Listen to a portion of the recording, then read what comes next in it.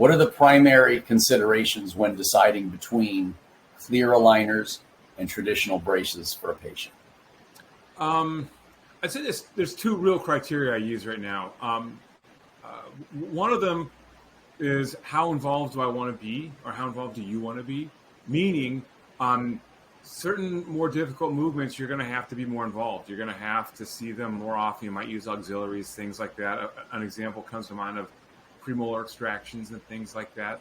They can be done, but they're more involved. That's the first thing. The second thing would be patient compliance, and you got to read your patient. That's the number one. I should have put that as my top thing.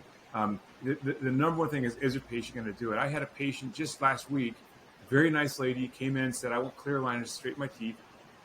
And she said, I don't want you doing any IPR. I don't want you doing any extractions. And I was starting to get some red flags. And finally, when we talked about how often she needs to wear them, she said, oh, but I do long dinners. They take 3 or 4 hours. I won't be able to wear them. I just said, clear aligners are not for you.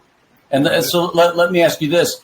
When you see that a patient has what you would consider not great hygiene, is that a flag? It's a flag, but it's also a strike in the right direction, right? Because poor oral hygiene can be really catastrophic with braces. So aligners are much easier to clean. So it's not necessarily a strike totally against them. They just may have bad oral hygiene, and that's a point we can work and educate and help them get better at. And certainly having clear aligners that will allow for much better oral hygiene, by a factor, X, so no, it's not a strike against them. It just is something we're going to have to coach that patient on.